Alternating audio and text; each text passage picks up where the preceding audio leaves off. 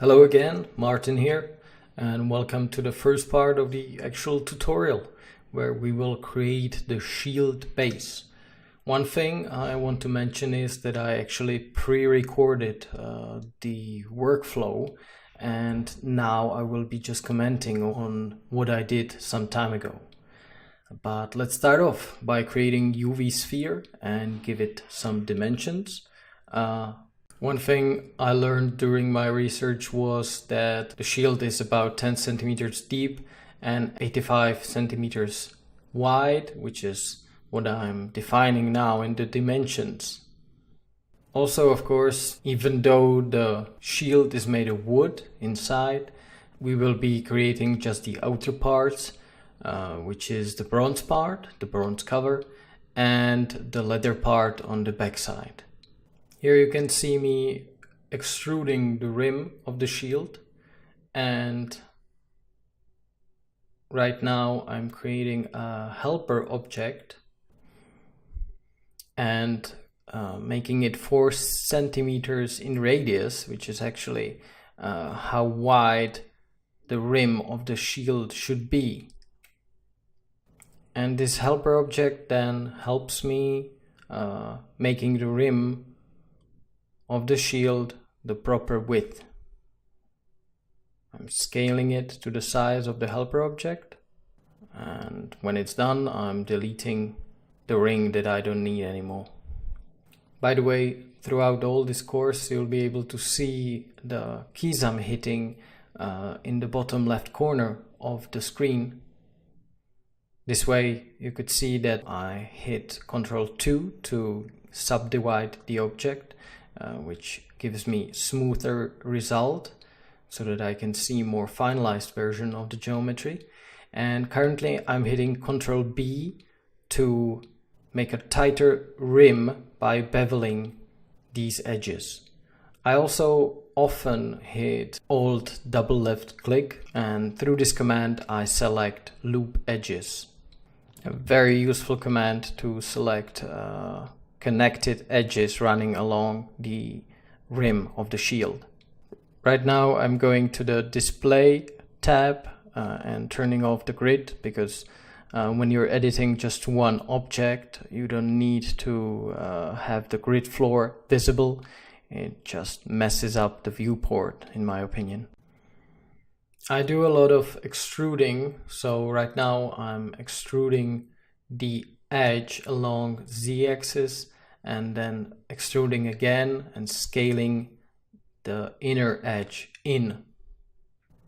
I'm also adding some edge loops just to make the edges tighter. There are some keyboard shortcuts that you should remember. Definitely E for extrude, G for moving your selection, S for scaling it. You can always hit G and then Z, Y or X to move your selection just along the axis. And I often use Ctrl R for adding edge loops. I also need to again recommend the Alt double left click shortcut. It will help you with selecting edge loops.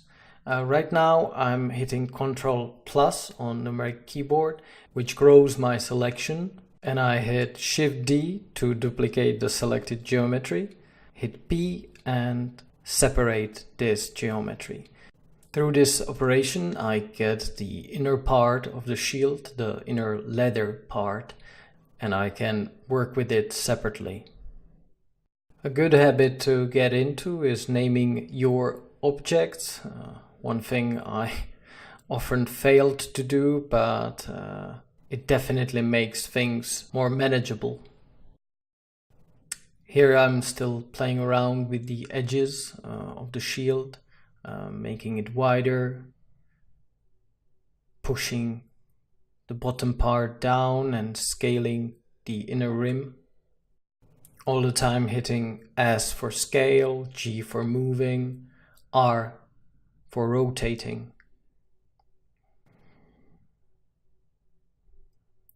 I'm still not too happy with the edges of the shield. They seem somehow too smooth, So I'm looking back to the reference to see how sharp the shield edges are.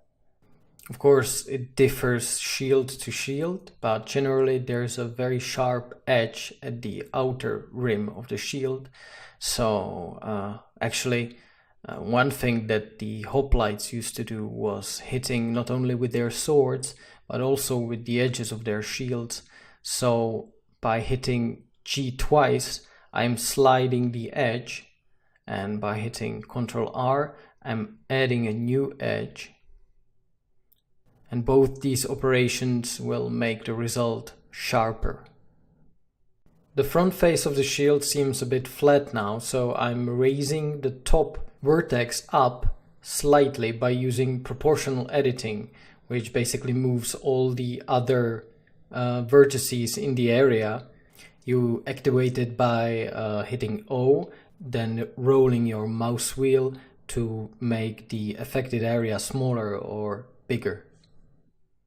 And as it is, I'm quite happy with the result. So this is all for the face of the shield.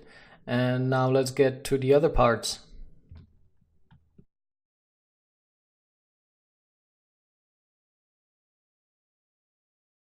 Welcome to the second part. In this one we'll create the armband of the shield, or porpex as it was called. It's this bronze part where the hoplite put his arm and held the shield with.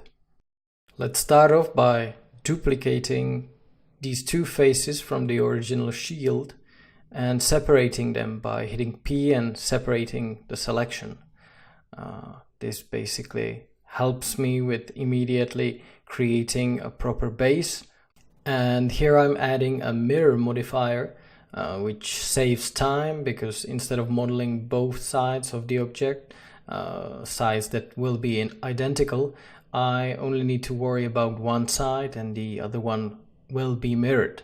By checking clipping, I ensure that the vertices stick to the middle of the mirrored object.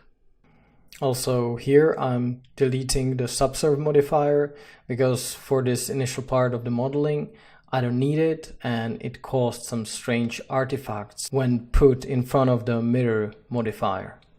Instead I'm subdividing the object myself by hitting Ctrl R and scrolling the mouse wheel. It basically adds more subdivisions.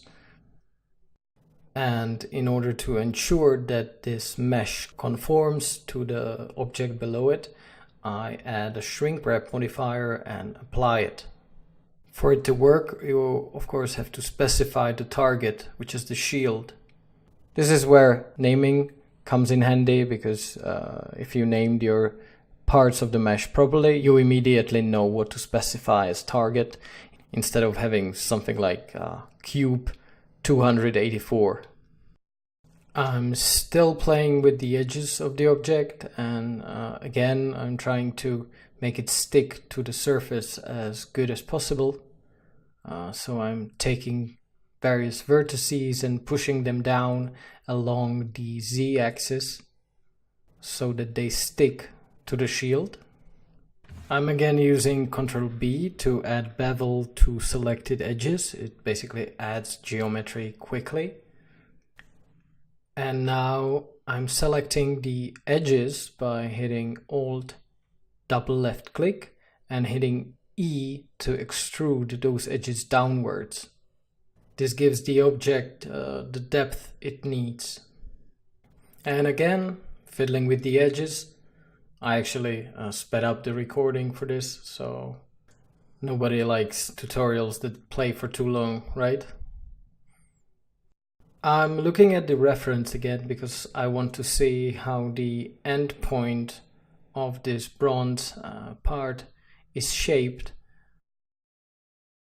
And to get a better view of the model, I go to the orthographic view by hitting 5 on your numeric keyboard, and I hit Ctrl 7, which gives me the bottom view. From here I'm scaling the geometry and adding new edge loops so that I have more vertices to work with. I'm scaling these selected vertices in y-axis and generally starting to shape this part of the mesh according to the design. Just pushing and pulling, scaling vertices. I generally use just a few operations that I already told you about to shape this object to the way I like. One thing you may notice is that I keep hitting the shortcut Z or Z for the wireframe view, which allows me to see through objects and select vertices that would otherwise be covered by other mesh. Here I added a new edge loop. This geometry along the edges will ensure that this area is sharp when I subdivide it later.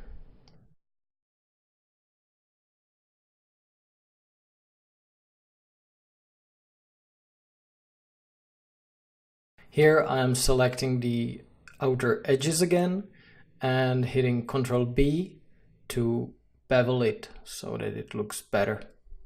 To start differentiating different parts of the mesh, I create new shaders. At this point I don't worry about any shader networks or setting up the shaders.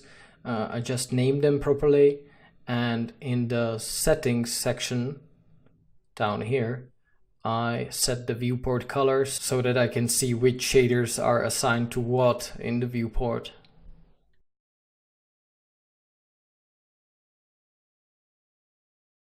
Now that we have these basic shaders set up and the ARMBAND base ready, it's time to move on to other parts of this mesh. I begin by selecting these faces and again duplicating them and then separating the duplicated mesh.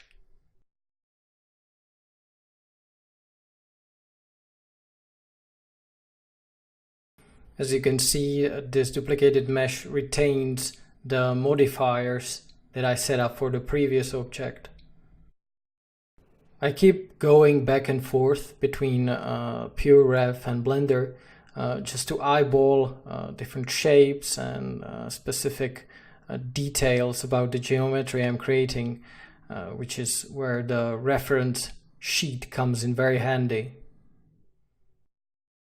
By the way, a tool I use quite often for selecting is this Paint Select tool, which you activate by hitting C. Also, another great tool is hitting / on your numeric keyboard. It isolates your selection so that you see just this selection in your viewport. What I'm doing now is filling the empty polygons with the keyboard shortcut F, and then when you hit / again, your viewport returns to the previous state and unhides everything that was hidden. Finally, I'm using the cylinder shape as a base for the actual armband. In the object folder, I'm manually setting up values and positioning the object, and then in the edit mode, I'm deleting faces that I don't need. I basically need just this empty half cylinder. And to make the sharp faces of the object smooth, just hit smooth in the shading bar. After peeking at the reference again, I'm extruding the outer edges of the armband, recreating this angled edge at both ends of the geometry. And one thing that I do here is selecting all the bottom edges of the mesh and trying to flatten them with loop tools. And when it doesn't work, sometimes it doesn't, you basically just hit S, lock the axis you want to scale in my case Z, and scale to 0. Afterwards, I'm adding a few edge loops so that I can create a hole through which the bottom part of the armband will slide in so that it doesn't just go through geometry.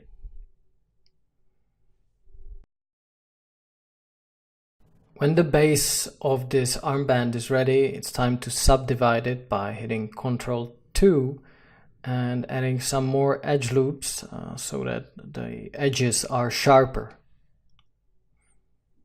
I'm also adding the solidify modifier again and playing with the thickness.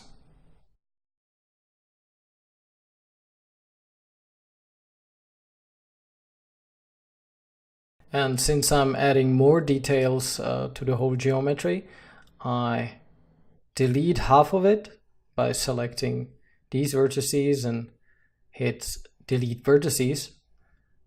And then I add mirror modifier. Of course, I put it at the very beginning of the stack and set the proper axis for it. Also, don't forget to enable clipping. It always helps with the middle of the object so that your vertices don't go through each other. And as you can see here, this mirror modifier allows me to shape just one half of the object without worrying about the other half. The edits are just transferred on the other side. And now, with assigning the proper material to the object, I think this part is ready.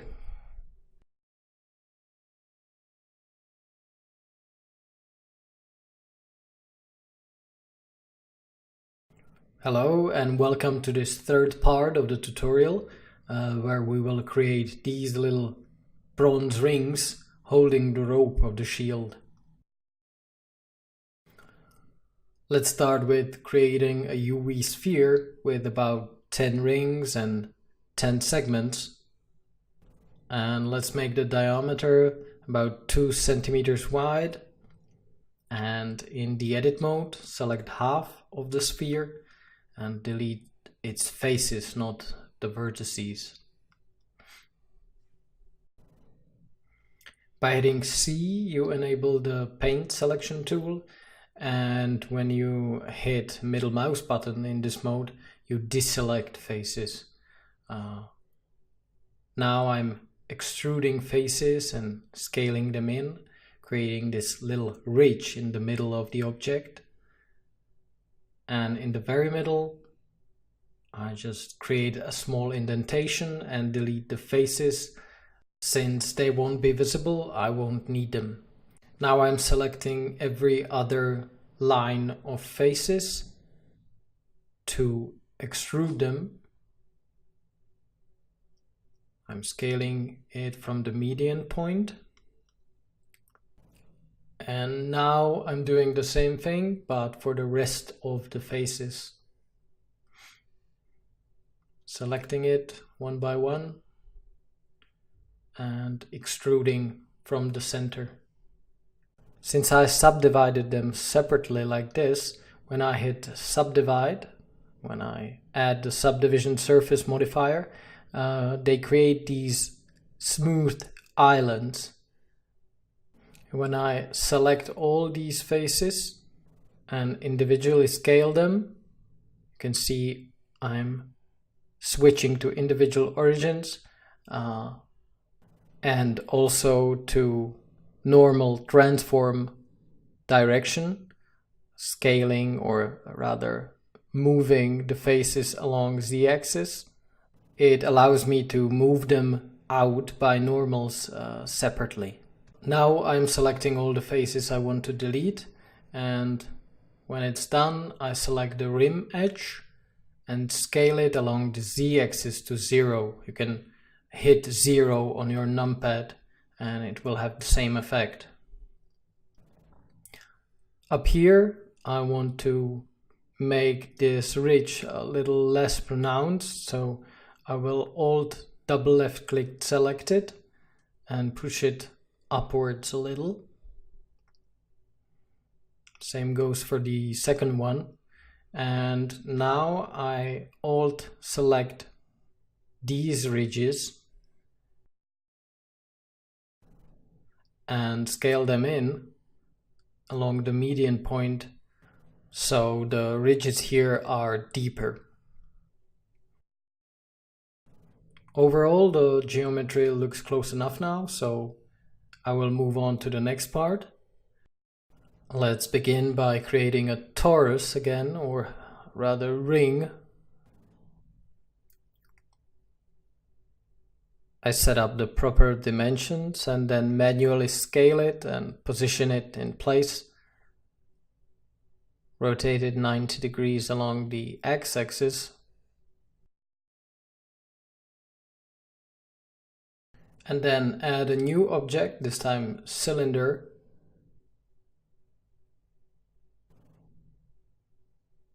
I choose here for it to not have the caps. Of course, you can just delete it in edit mode, but this is another option. I then select this edge loop and extrude it up.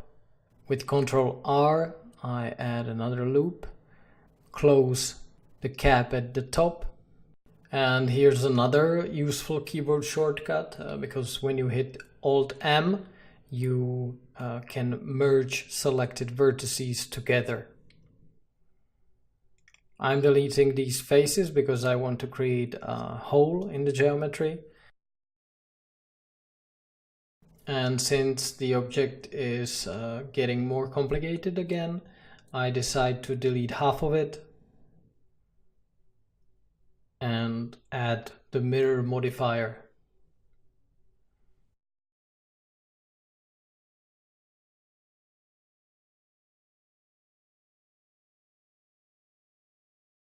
In this case, I decided to use the add-on loop tools with its useful option called circle. It creates a perfect circle from any selected vertices.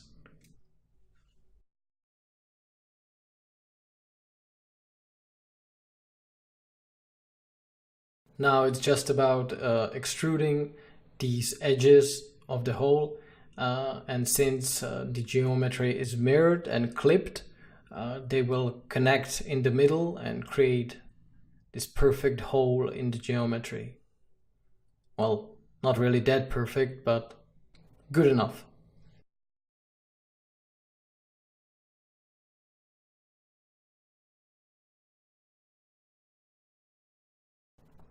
So after adding the proper shaders for the geometry, I decided to join the separate parts of it, just because later the manipulation with the object will be much easier that way. Also, I am snapping the origin of the geometry to the 3D cursor and moving the geometry closer to the origin. Also, the edges need to be scaled in Z so that they're straight, and move down a little. Alright, that's it for this ring. Now let's duplicate it along the edge of the shield. To make it as easy as possible, I go to the bottom view and I place the ring where I want it to be on the edge of the shield. For it, I hit Ctrl to enable snapping with the target set to center. And then I take the object and snap its origin to the 3D cursor. You do that by hitting Ctrl Shift Alt C and choosing 3D cursor. Yeah, it's not the easiest keyboard shortcut to remember, but at least I use it all the time, and I definitely recommend to remember it. One more thing that I'm doing is hitting Ctrl A to reset the rotation and scale of the object, and then I can simply hit Alt D to make a linked duplicate of the object and rotate it along the Z axis to where I want it to be. The good thing about this shield, or these historical shields, is that nothing was perfect. There were no factories, or there were factories, but all was handmade. So I don't have to rotate it perfectly 45 degrees. I can just eyeball the rotation and the position of these rings, and it will do just fine. It will actually make it look better, as if it was made by hand.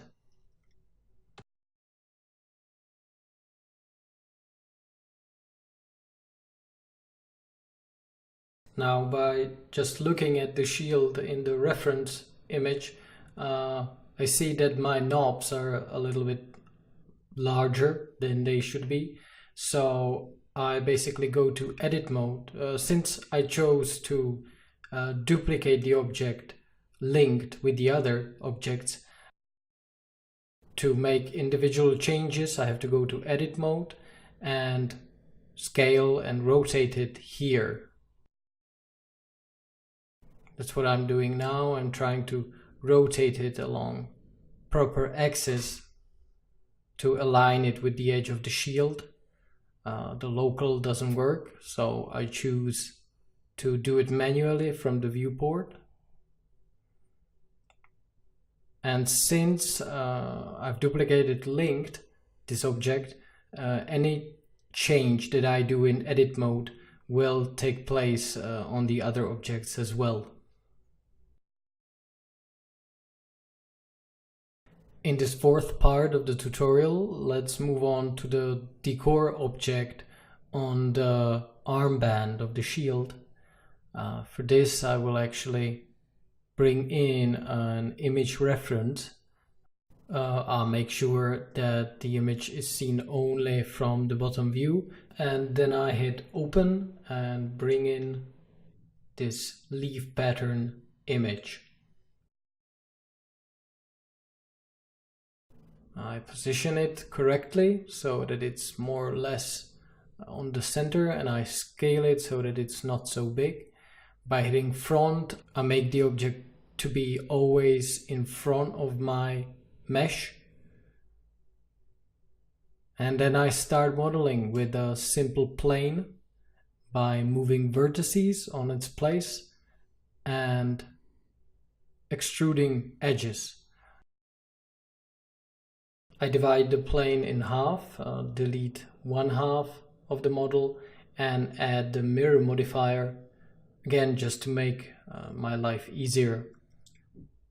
And after that, it's just about pulling and pushing vertices, extruding edges, and playing around with the geometry until it fits the pattern. I'm using all the techniques that I've used in the previous videos. I'm using Ctrl R to add new edges in the geometry. I'm using Ctrl B to dividing and beveling the edges. I do some origin snapping to the cursor so that I can rotate the objects properly. And other than that, it's all been described in the previous videos. So I'll just speed up the footage and let you watch what I'm doing.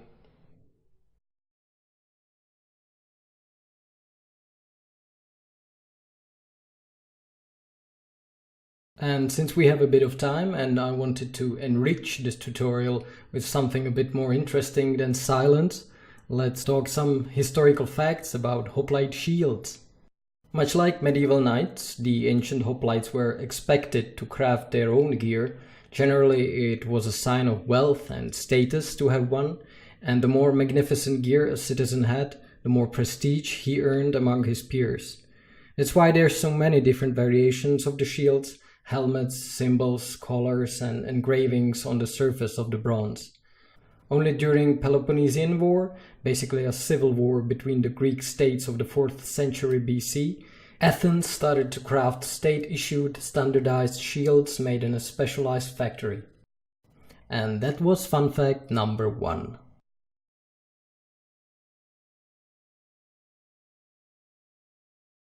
When the shape is finished, I decided to apply or join all the parts together. For that, I needed to apply all the mirror modifiers I used. And after that, it was just about hitting Ctrl J with all the parts selected to make it a single object. I also added a solidify modifier to add a little depth at around 2 centimeters. And when the object is ready, I just center its origin point, apply its rotation and scale, and then place it where it should be. By making it smaller, I actually have to adjust the solidify modifier because now it's too thick. So I make it to about 5 millimeters. Push it and rotate it so that it sits properly on the surface of the other objects.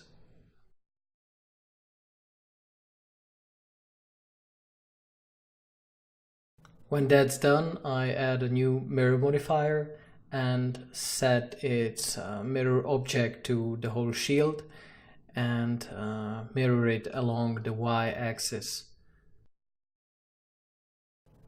Of course, now I have to adjust the shape of the other bronze parts. This is where I start deviating slightly from the original design on the image.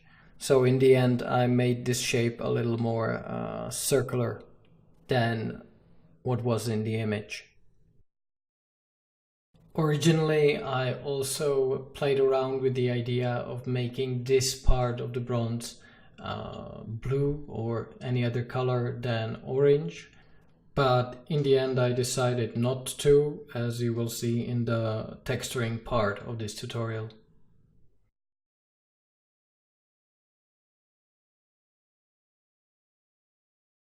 Alright, now let's focus on the handle of the shield.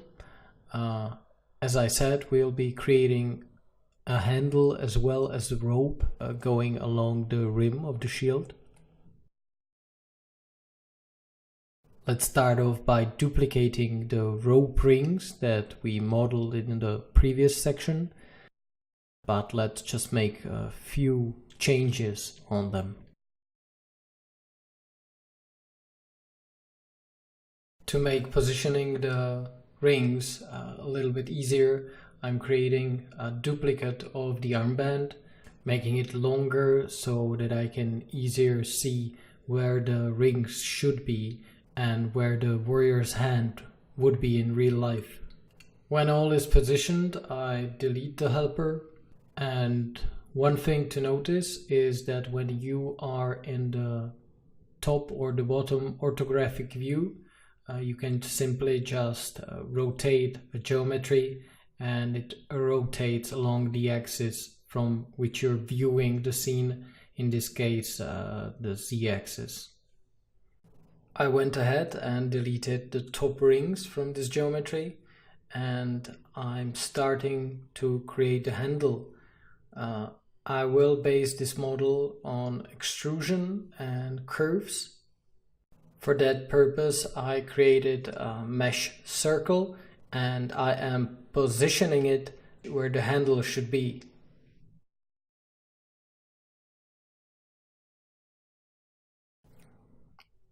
When that's done, I delete all the vertices that are not needed for the handle, and then convert the whole shape into a curve. You can do that by hitting Alt-C and curve from mesh. Immediately you can go to the curve options, set the depth of the bevel and its resolution, but in my opinion it doesn't give you too many options. So what I like to do is set a bevel object. For that purpose I create another circle, I make it smaller and position it roughly where I want the handle to be, even though it's not that important. And then I specify that I want this circle to be extruded along the curve.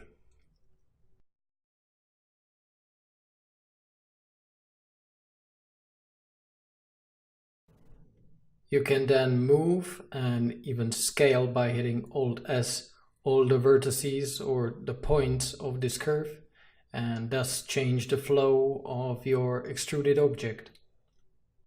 Because I want to have little ridges along this handle, I select these vertices of the curve and I subdivide them so that it gives me more points to adjust, and then I select every other point on this curve, hit Alt S, of course in the individual origins mode, and I scale it down so that it creates the geometry I want.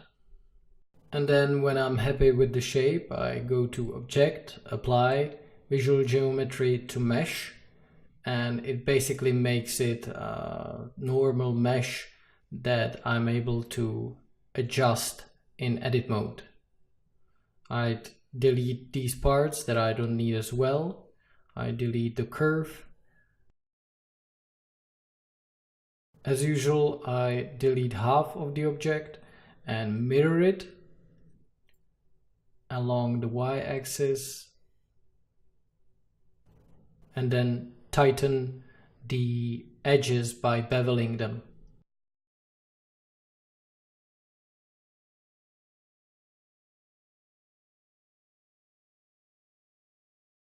Some additional work is needed. I need to rotate this end part of the object and create a ridge or a transition part between the ring and this handle by adding some new edge loops and making one of them bigger. Again, this needs to be rotated, so I go into orthographic view, and in the end I hit smooth in the shading, and that's it for this handle for now.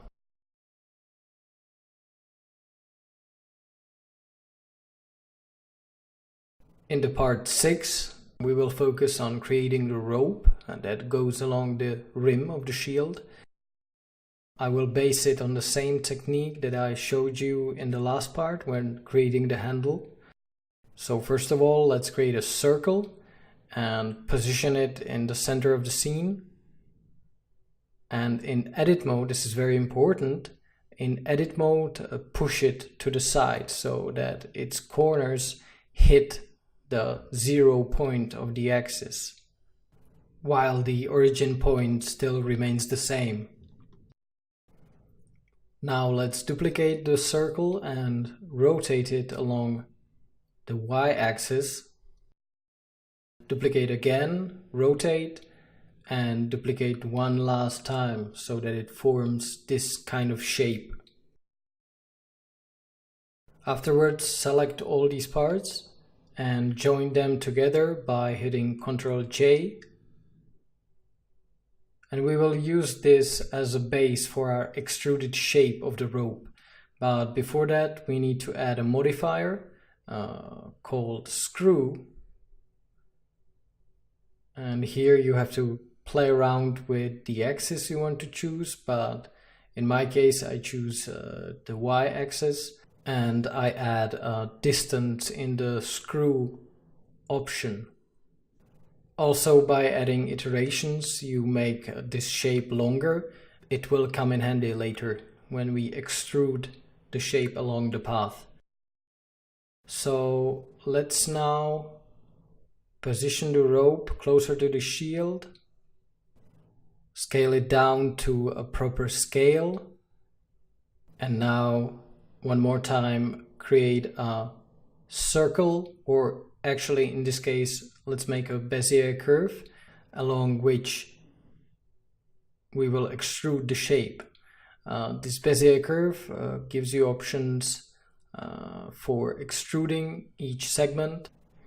You do that simply by clicking on a point on the curve and then hitting E and moving the cursor just as you would do when extruding edges or polygons. When the curve is ready, I go to the control point section, set handle type and automatic. I need to go and add a few more segments to have more control over the curve, and later I will start adjusting the curve by hand. To make the rope follow the curve, you need to add a new modifier to the rope. It is called curve, and in the object folder you need to find the proper curve along which to extrude it. Then you choose a proper deformation axis and just add iterations in the screw modifier.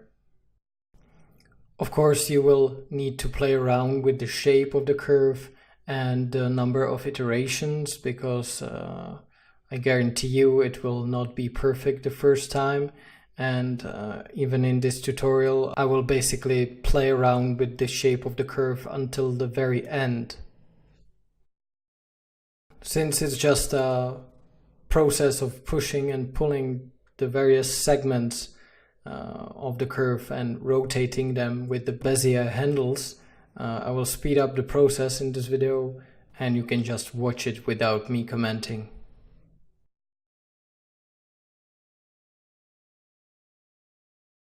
And now we have time for another fun fact.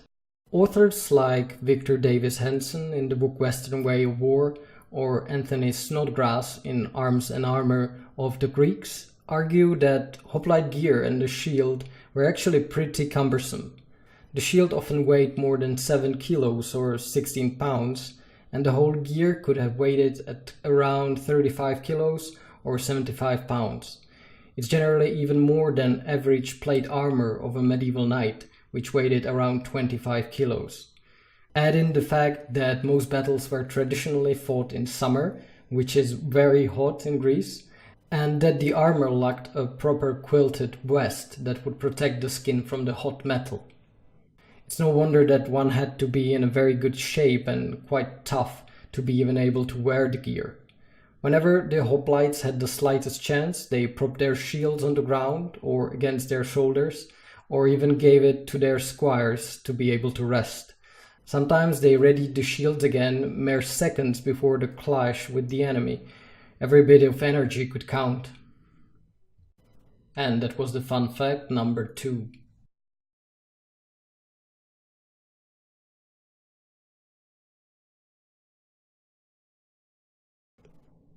Remember that when you are done, you always have to change the number of the iterations used, because sometimes there will not be enough after you push and pull different curve segments.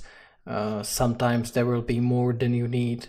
Some segments will be duplicated. So always check that your iterations number is correct. And now with adding a new shader to the rope, this part is finished.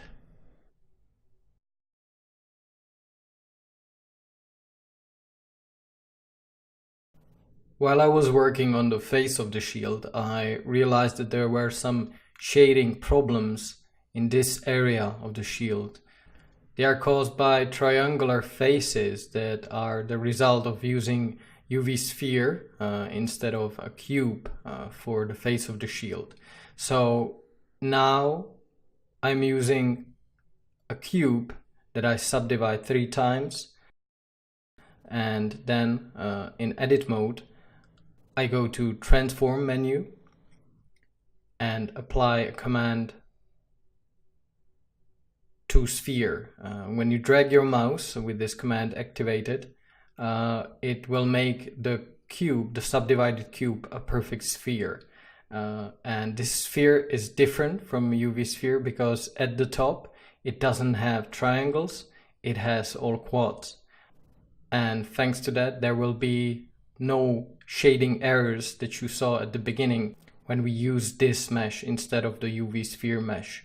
And if you manage to have the same number of segments as you had for the original sphere that we used for the face of the shield, you will be able to stitch these 2 geometries together instead of creating the whole shield all over again. You may also notice that I'm using a matte cap or a different shader, a bronze shader, and that helps me immediately spot the shading problems. You activate a matcap by hitting N in the 3D viewport and go to shading menu and hit matcap, and then you just choose the one you like. Okay, now I was able to create a shape that I like with the new subdivided cube, one that resembles the original UV sphere, which means I can delete the faces of the old mesh and start connecting it with the new mesh.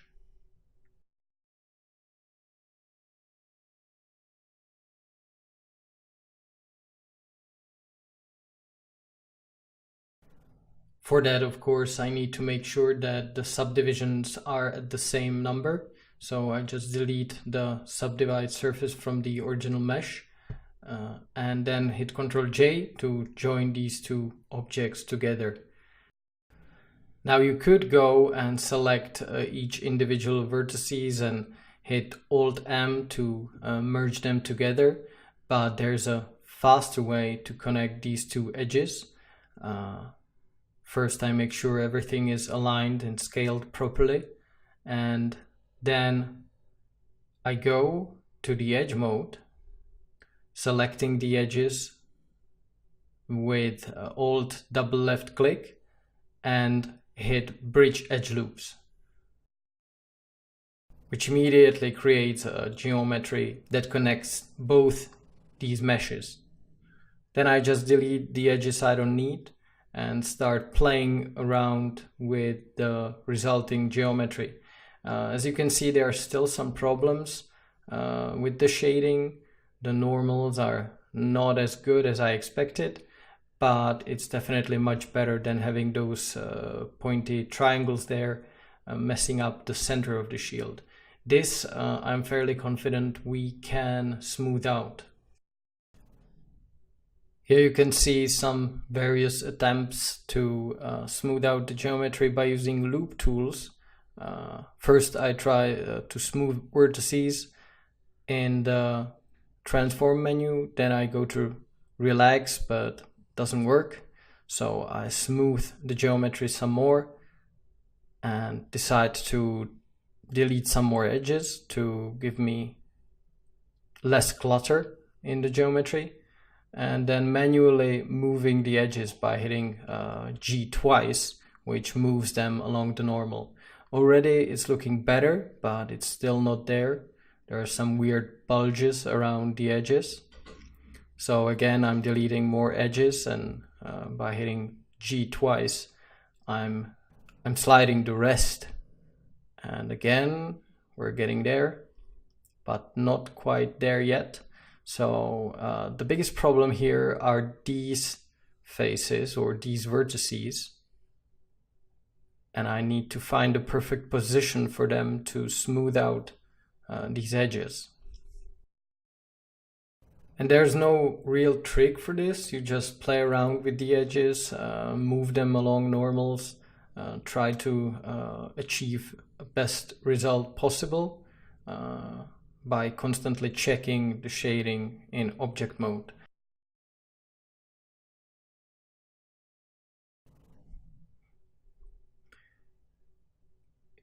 Here you can see me going to the sculpt mode to try a different smoothing solution by getting the smooth brush, and of course you need to symmetrize your smoothing, but it doesn't really work the way I want.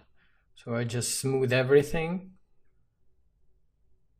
and again I'm not very happy with the result, and what's more, it gives me some results that are not symmetrical. That's not what I want. So to ensure that my geometry keeps its symmetry, I delete everything I don't need, which in this case is 3/4 of the geometry. Oops, I deleted a wrong face there. But all I basically need is just this 1/4 of the geometry. Everything else I will mirror along the X and Y axis because there's subsurf modifier first in the stack, I need to put the mirror modifier first, then it will not create those strange smoothing fragments that you saw. And now I can play around with the geometry some more, but I can be sure that all of my changes will be transferred to the other sides of the shield, and it will be symmetrical. Also, it saves time to work in this mode.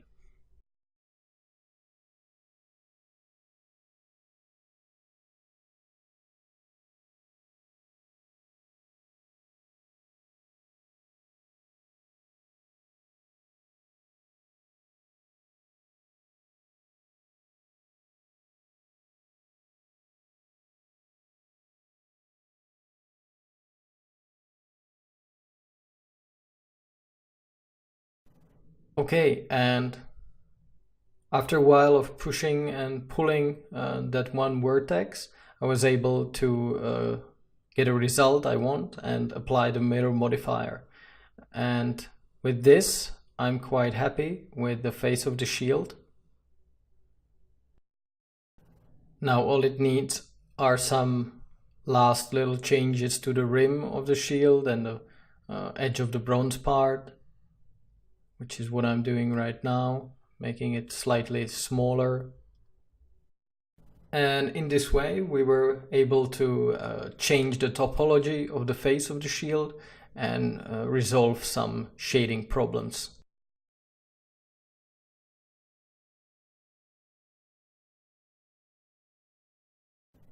In this part we will create some simple hair simulation, or rather the tassels that hang along the rope of the shield.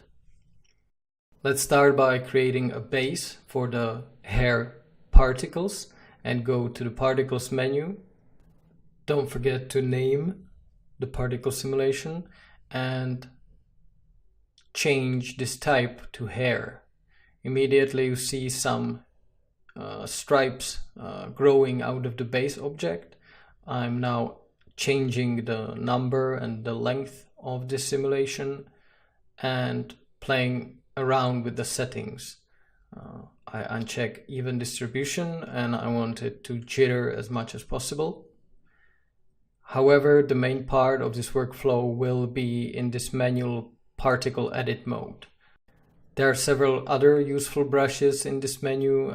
You can see there's smooth, there's add, which adds new hair, length, it makes the individual hair longer. Also, I will be using puff that basically makes them, as you can see, it magnifies the volume of the hair. And combined with combing, you can create pretty much any shape you want. Particle edit brushes are pretty similar to the sculpting system in Blender. Of course, they work as if you were actually combing the hair, so you have to take in account the behavior of hair particles. But I think this workflow is pretty natural for anyone who ever combed some hair. And since it's just a combination of 2 or 3 particle brushes, it's pretty easy to learn. You can see that I'm just combining different sizes of comb brush, of length and puff brush. And I encourage you to try for yourself how these brushes work. But as I said, it's pretty natural and easy to learn.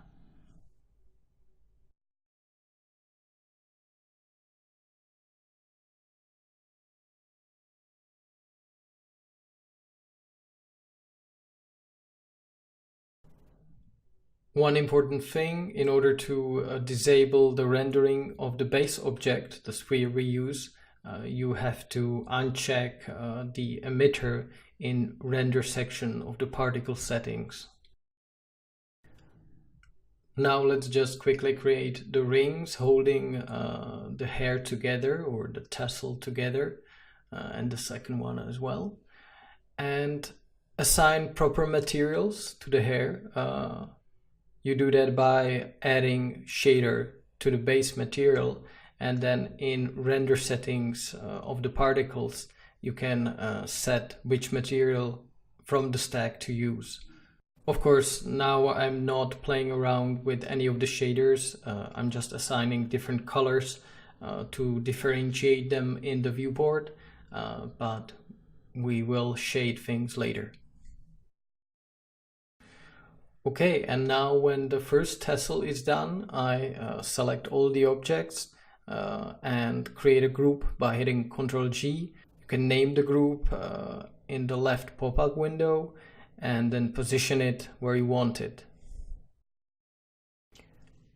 I actually wasn't able to find out what these tassels were used for, but I think it's safe to say that one of their function was purely as a decoration, but also some of them could be used for basically not allowing the rope to slide freely through the rings. One quick thing you can do is add group instance, and this will allow you to basically add just a copy of one of your groups, and it's not a physical copy, it's just an instance, so it doesn't take much memory, and it's a quick and easy way to duplicate your groups, which otherwise this function is not so user-friendly in Blender, or I wasn't really able to find a good way to duplicate a whole group. So if you know about any, just let me know in the comments or send me an email.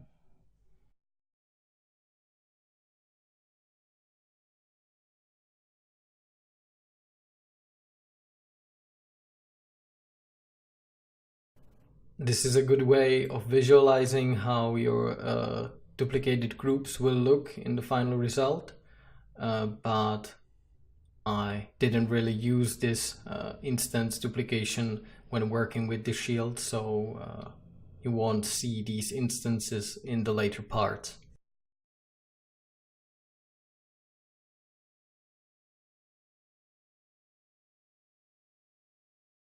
Before we are finished with the whole shield, let's add one more decoration, this time to the face of the shield, and let's use the same technique we used for creating rope and the handle.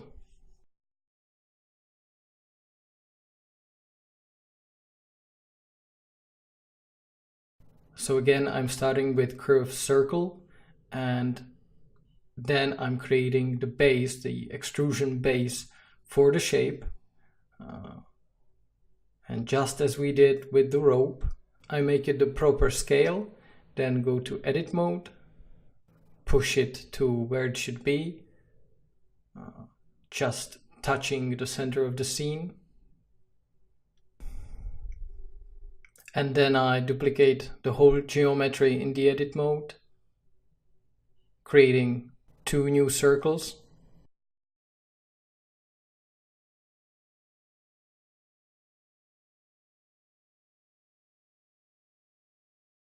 And just as we did before, first I apply the rotation and scale of this object and add a screw modifier with the axis set to Y, and add some screw length that's based on your preference.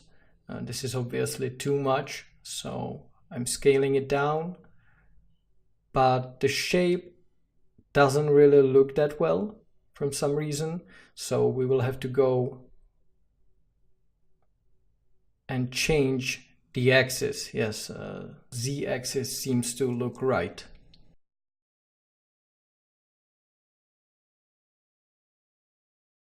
Then I keep playing around with the settings of the screw modifier, but somehow I don't like the result.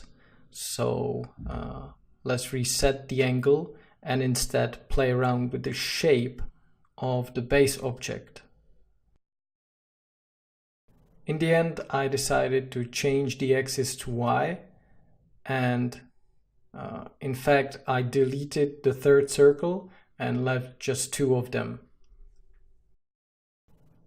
This created a geometry that is much lighter, and also it had the right shape that I wanted.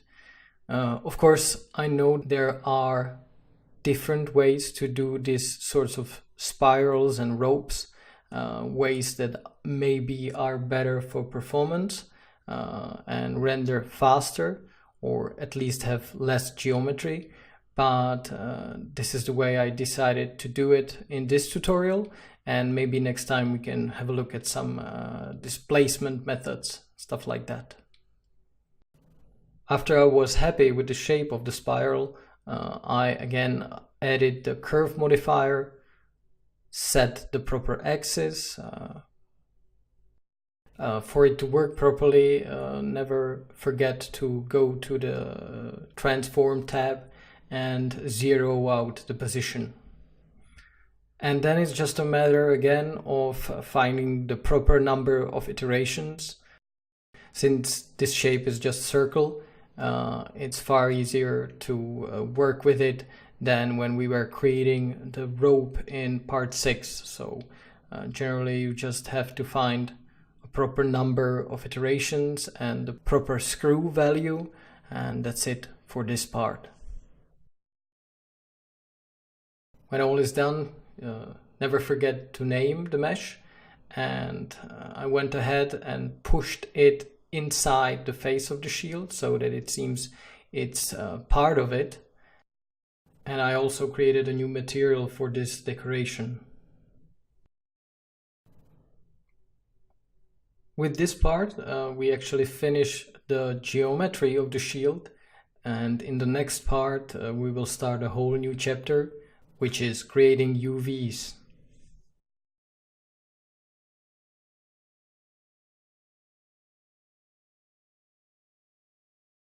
However, before we get to the UVing section, there's one more thing that needs doing, and that's final polish of the various meshes before we can start UVing them.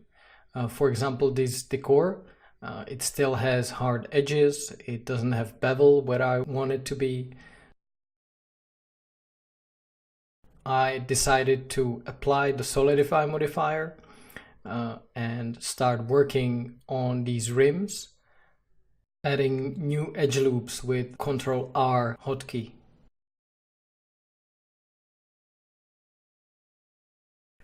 These edge loops will then ensure that after smoothing out the object, it will retain the crisp edge. From the side view, in orthographic mode, I started manually selecting this bottom part of the decor mesh because I want to delete it, just that the mesh is lighter and we don't have to worry about so many faces and two sides of the mesh when UVing. Anyway, this bottom part will not be visible, so it doesn't really matter if it's there or not.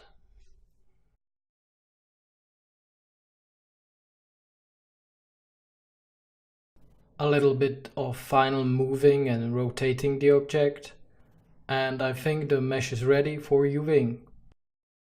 Now just to play around with another part of this armband. After subdividing the geometry, I decided to add some more hard edges to it. And now I'm just shaping the mesh so that it fits the decoration a little bit more. After this is ready, just apply the rotation and scale of the object, and it's ready for UVing as well. And while I'm at it, I'm applying the rotation and scale of all the other objects. Watch out for destroying your modifier effect when applying these things. Sometimes you have to first apply your modifiers and then apply rotation and scale. Just try it out and you'll see the effect for yourself. And at this point I'm doing the same thing I did for the bigger decoration, only for this smaller one, which means first applying the solidify modifier and then deleting the bottom part of it. To speed up this process, I used select and select similar, and I selected these faces based on their similar normal. It helped me a bit when finding out these faces that are on this side of the object. Of course, the rest I selected manually and then deleted. And with this object polished and smoothed, it's ready for UVing as well.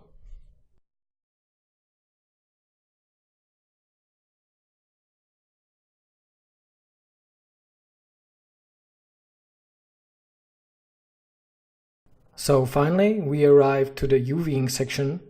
I know many people don't like UVing, but in fact, in Blender, I find it pretty easy or pretty straightforward. First of all, let's make a proper layout for this UVing phase. For that, I often divide the screen in half. One for the image editor where the UVing is happening, and the other one for the node editor when I will start creating later some shaders. Generally, before I start UVing, I like to apply my mirror modifiers, especially for the objects that are divided in half. And then it's just about going into the edit mode and figuring out where to make seams of the UVs, find places where these texture seams, where two edges of the textures meet, are going to be the least visible.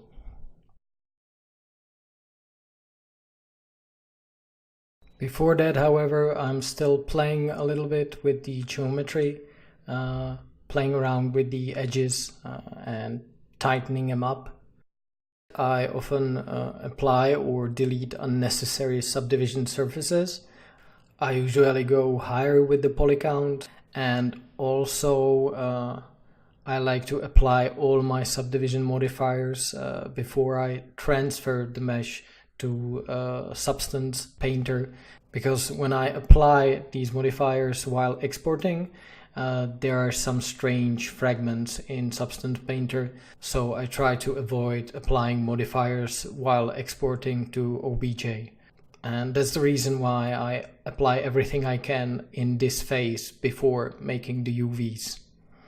Already you can see me adding new UV seams. Basically I just go around the object. I find edge loops where a texture seam makes sense, or where it is the most hidden, for example in the inner parts of the object or in creases, places like this. Also at very sharp edges I often add seams. Adding seams is pretty easy. You just go to edit mode, you select edge loops or any edges you want as seams, and then go to object, edges, mark seam, as you can see me doing in this part of the video all the time.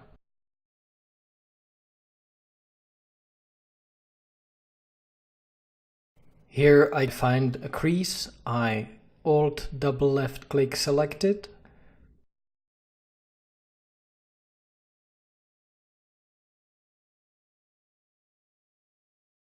I decide to add one more edge loop to the middle of this decoration and make it a seam as well. Little sneak peek of the music I listen to while I'm working. And now I realized I made UVs for only one half of the object. Of course, I could have this object mirrored and have the same UV regions for both parts of this mirrored object, but I want the textures on these two mirrored objects to be different. I don't want it to be perfect copies. I want different scratches and different textures on them.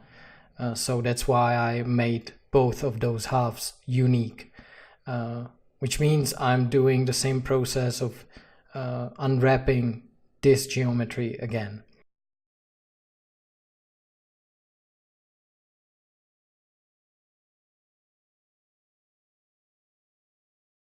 Also, one thing I didn't mention yet, after you add a seam, unwrapping the object is as easy as hitting U and then choosing unwrap.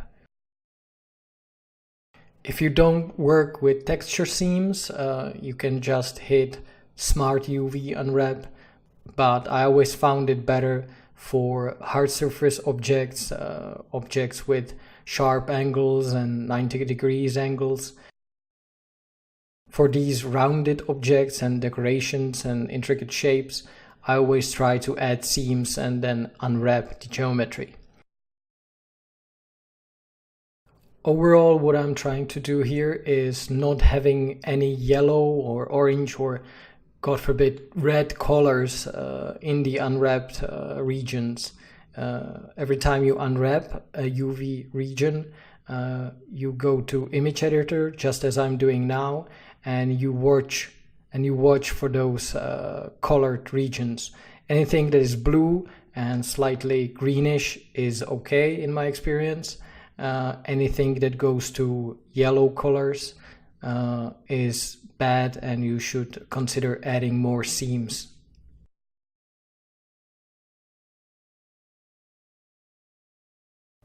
Here again, I'm considering how many subdivisions the object needs and how many levels of subdivision should I apply. Also, I'm deciding to add some more edge loops, basically to help adding more seams to the UV regions. Here you can see that this UV region after unwrap has some green faces. I try to solve it by adding more seams. It seems to help, but still there is a greener color, more green than I would like. So I try to make the result even better.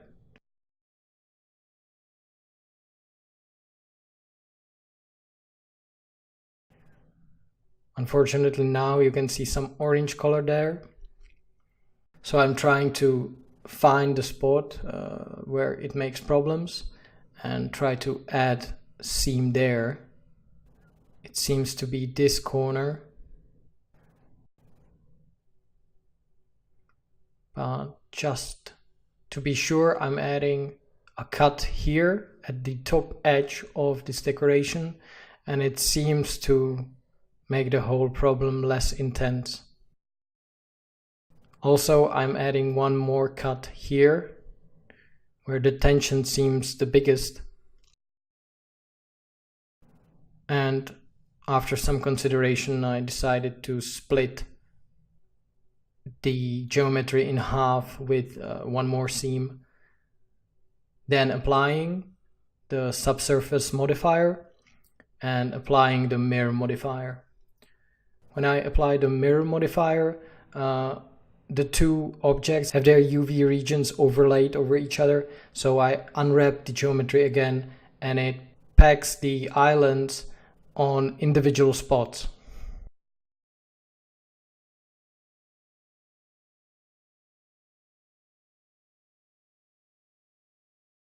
Now let's move on to the next object, which is this rope holder or the ring.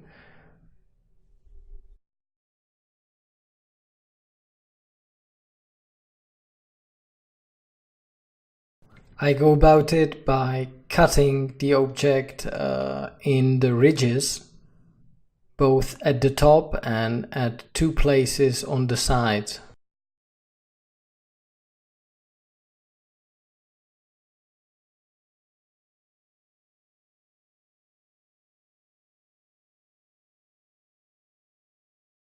Also, I'm cutting the cylindrical shape along the hole in its geometry, and then the ring as well on the inside of the ring. It all seems to unwrap pretty well, but the green is too green for my taste. So I decide to add one more cut in this region, in this divided region. And one thing I learned is that the cut, the cut in the ridge doesn't go all the way through the object, it stops at the top ridge. So I go ahead and clear the original seam on the side of this object by hitting Mesh, Edges and Clear Seam.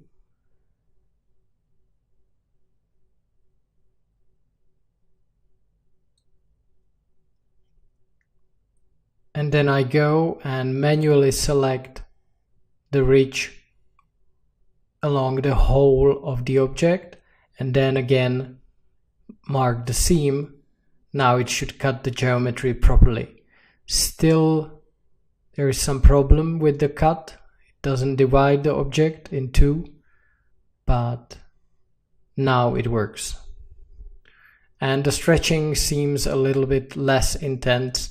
It is quite okay for my taste.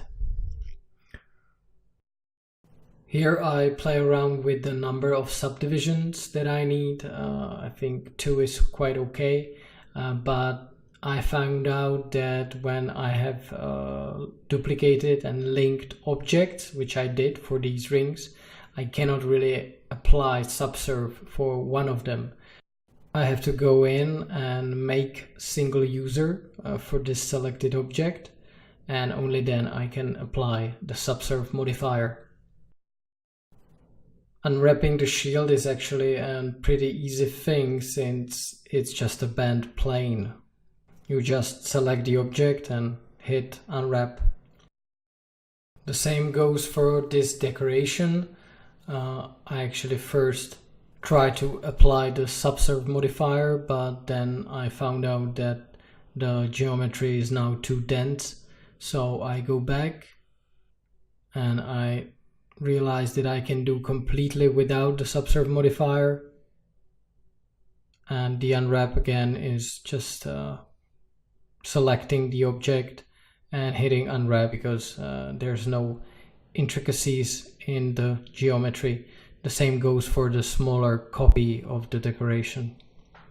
Even in the case of the handle, I apply the mirror modifier and then try to apply the subsurf modifier, but the geometry is too dense. Actually, even without the subsurf modifier, the edges on the long part of the object are too many, so I just hit unsubdivide in the edges section.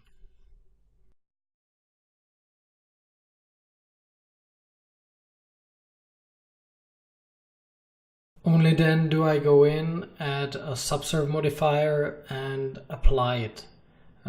When all the modifiers are applied, I can just add a seam along the long part of this object and unwrap it. It seems that the edge doesn't go all along the long edge of the object, so I try again. Alt double left click selecting it, marking it as seam and then unwrapping. And since I didn't apply the rotation and scale, I do it again. It seems to help a little, and the worst UV unwrapped areas are green, so that's quite okay. And then it's just about finding other objects that are not UV unwrapped, like this leather piece of fabric, applying the rotation and scale, applying the subsurf modifiers.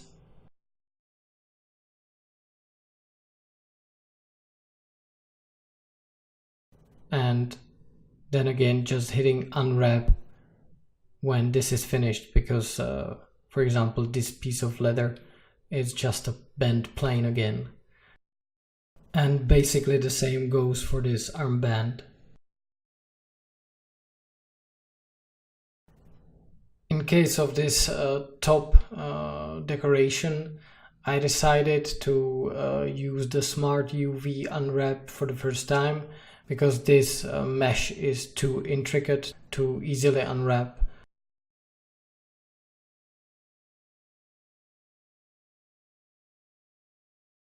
it takes some time before it is unwrapped. But when the process is done, it creates this neatly spaced mess of faces. I didn't really like it, so I tried projection, but it doesn't prove to be the best solution either.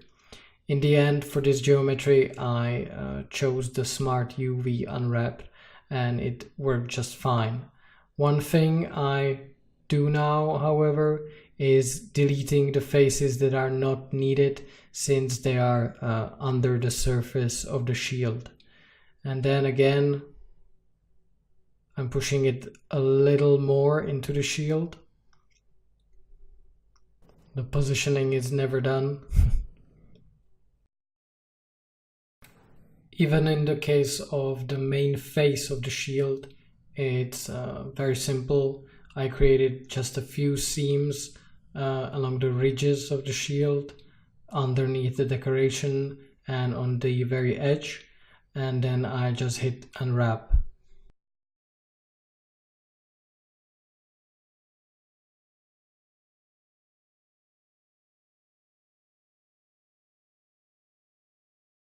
In this final phase of the tutorial, we will have a look at a very important part of the procedure, and it's creating texture atlas for each different parts of this shield.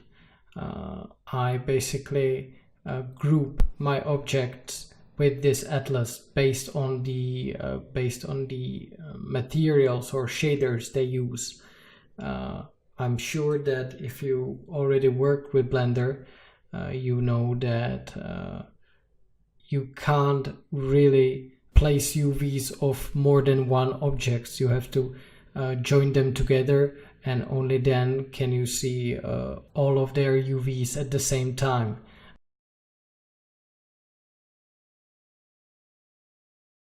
This plugin called Texture Atlas, it allows you to group objects together and apply their modifiers very quickly, just by selecting them, grouping them together, and then starting to manually pack the UVs.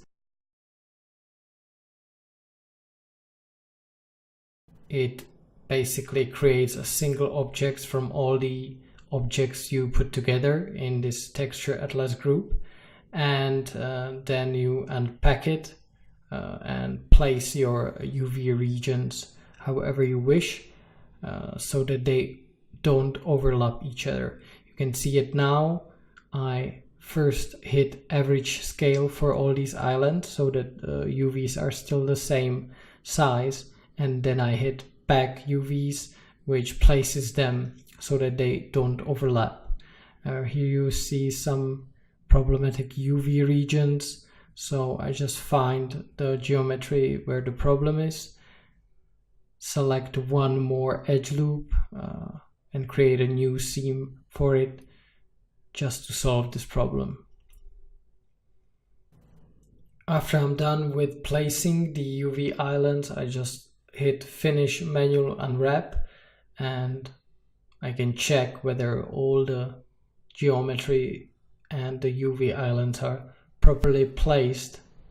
The process itself is pretty easy. You just select the meshes you want to have as a single UV group. You create a new group with the plus button in the Texture Atlas plugin, and then add the desired objects to it. Now I'm adding this outer shield part and the decoration of it into a new group. I hit start manual unwrap, pack the islands, or make them hit average island scale, and then pack the island scale so that it's all placed neatly and doesn't overlap. The last atlas group that I create is the inner shield part made from leather. I add in the inner face of the shield as well as the leather cover inside the hand wrap.